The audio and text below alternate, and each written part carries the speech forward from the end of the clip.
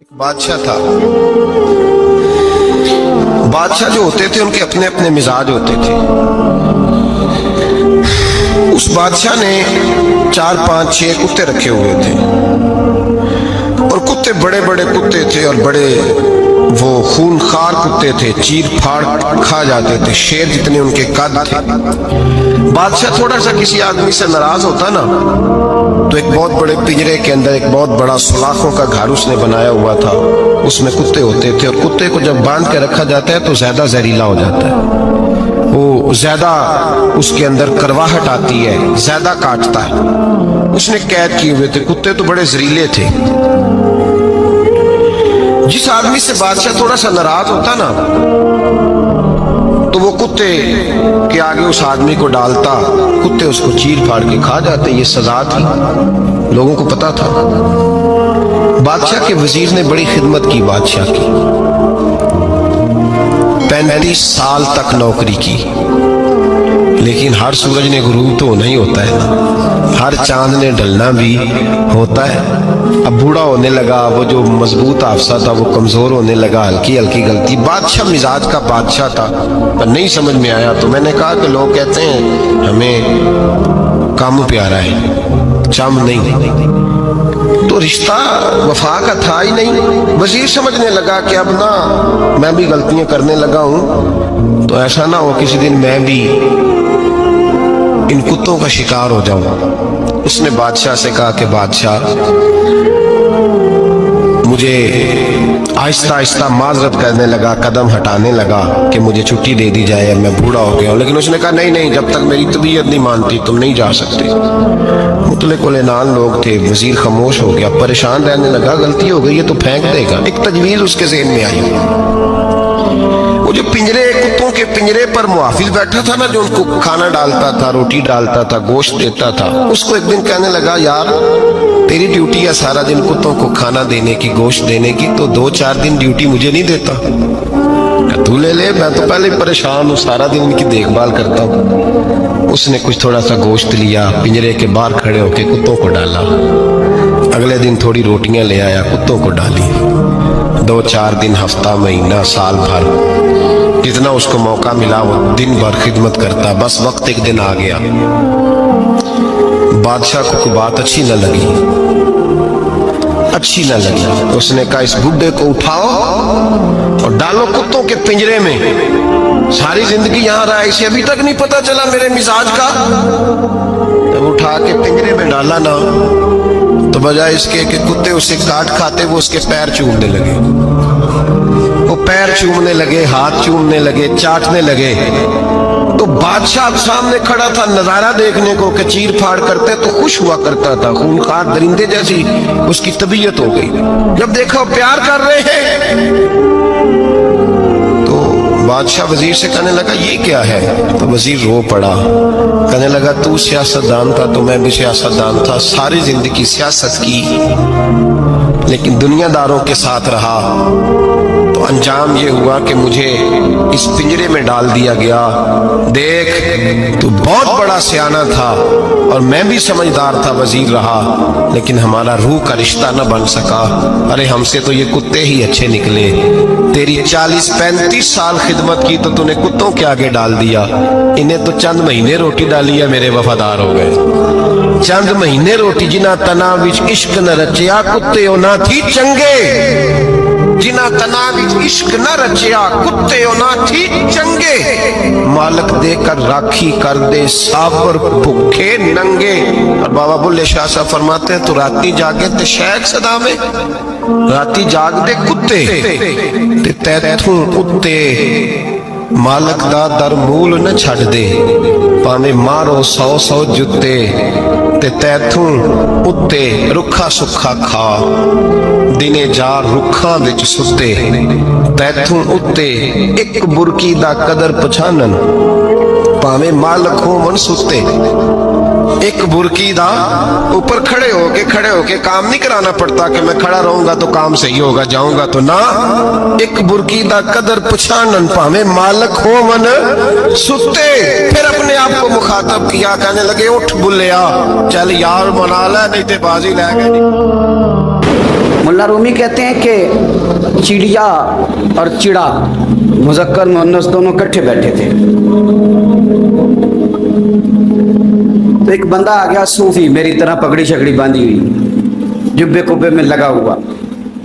जितने फितने आज आपको नजर आ रहे हैं ना, ये जुब्बों के पीछे निकलते हैं सारे। आवाम बेचारी को तो पता ही नहीं था कि यहाँ भी उलझना है, इन्होंने पकड़ के चक्कर चला दिए। कभी कोई कहानी सुनाते हैं तो कभी कोई कहानी सुनाते हैं, कभी नहीं। और मैं शिकवा करने लगा हूँ, मुझे कर लेने दो। क्या तुमने कभी मईशत पर भी तकरीर की है? हुजूर ने मईशत नहीं दी? क्या तुमने कभी कौम को मुआशरत भी सिखाई है? ये भी तुमने बताया है कि जीना मरना कैसे? वहां उलझाते हो जहां नौजवान कहते हैं कि यार तय कुछ नहीं हुआ आपके दरमियान अभी तक। जो कहानी सुना रहा था वो भी बड़े जज्बात में था, रो रहा था। जो रद्द कर रहा था वो भी जज्बात में था, रो रहा था। तो हम किधर जाएंगे? आपने कौम को किस दोराहे पे खड़ा कर दिया? शिकवा करने लगा हूं। वो चिड़ा और चिड़ी दोनों बैठे थे। एक बंदा सूफी साफी आ गया, बड़ा जनाब, जुब्बा कुब्बा, बड़ी बात। तो चिड़िया चिड़े से कहने लगी उड़ जाएं, ये शिकारी ना हो।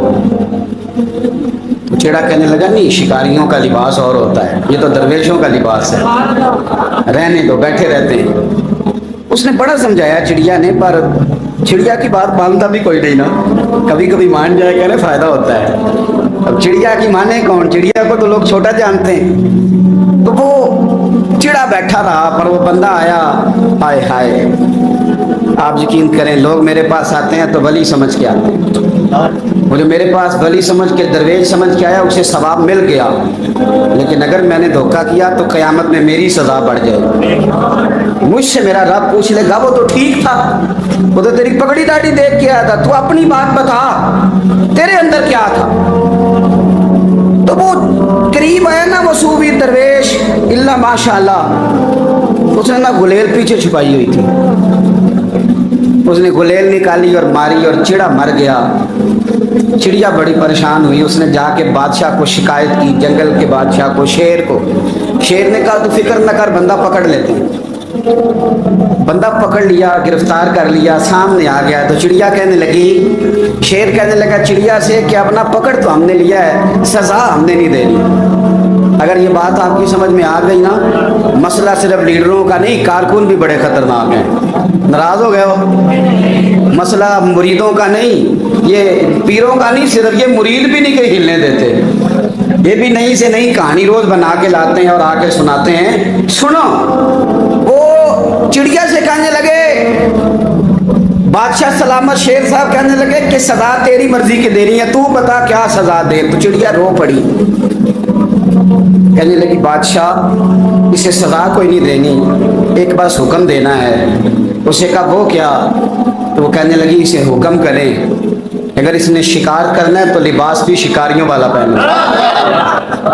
इसने लिबास सूफियों वाला पहनना है और अंदर से शिकारी है। बस इसे हुक्म कर दें कि इसने शिकार करना है तो लिबास भी, अल्लाह करे आपकी समझ में बात आए। और सियासतदान, तूने लिबास पहन लिया है, खिदमतकार है तू शिकारी। ओ ब्यूरोक्रेट, ओ ताजर, तूने लिबास पहन लिया है, खिदमतकार, तू शिकारी है।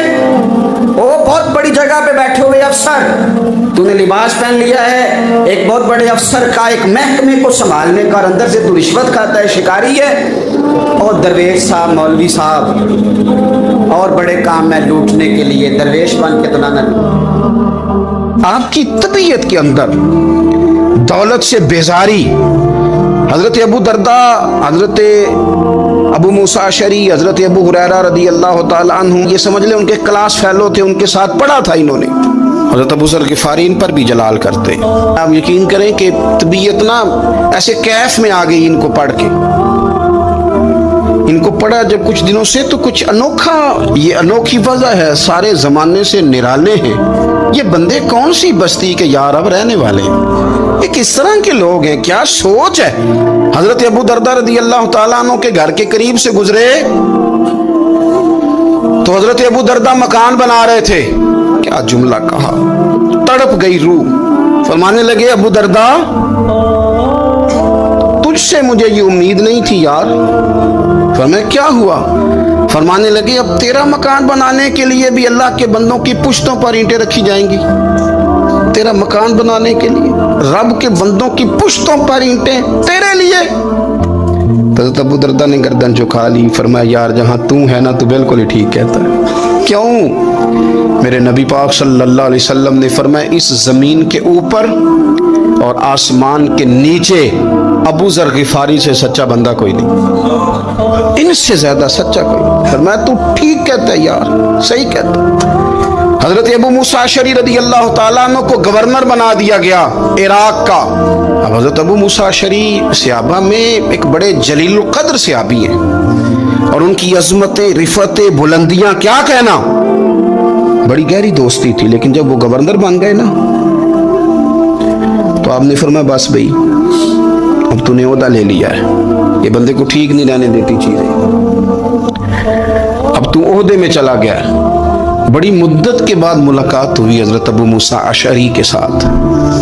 وہ دوڑ کے آئے حضرت ابو ذر غفاری کے گلے ملنے، میرا بھائی میرا بھائی. فرمایا پیچھے ہٹ جا، میں نہیں تیرا بھائی، تو گورنر ہے، میں غریب آدمی ہوں، اپنا کام کر.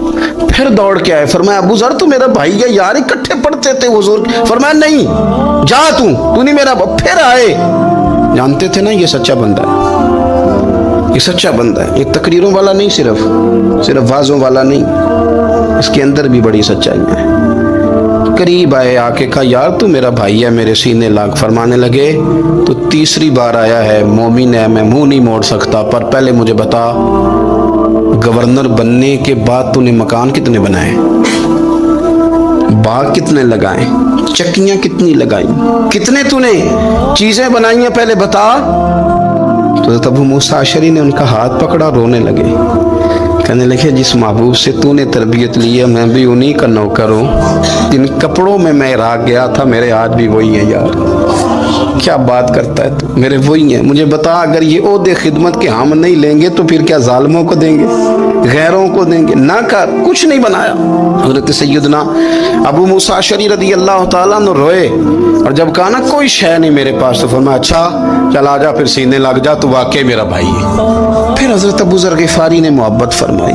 وہ درویشی، وہ فقیری، وہ سادگی، وہ نورانیت، وہ دل کے ساتھ اندر. ہمارے تو بہت سارے لوگ ہیں جو کہتے ہو کہاں لے جانا ہے مال، کیا ضرورت ہے مال کی، ہر وقت مال کی مخالفت کرتے ہیں، لیکن دل ان کا کہتا ہے کہ آئے صحیح کسی طریقے سے، پہنچے صحیح. حضور نے فرمایا بعض لوگوں کی زبانیں شہد سے زیادہ میٹھی، دل بھیڑیے سے زیادہ خطرناک. اوپر سے کہہ کچھ رہے ہیں، اندر حالات کچھ اور ہیں. لیکن حضرت ابو ذر غفاری رضی اللہ تعالیٰ عنہ دوری دولت سے، آپ فرماتے کیوں ہیں لوگوں کے پاس مال، کس لیے اتنا مال جمع کیا ہے. اس طرح کے مزید اسلامک بیان دیکھنے کے لیے ہمارے چینل کو سبسکرائب کریں اور ویڈیو کو لائک کرنا مت بھولیے.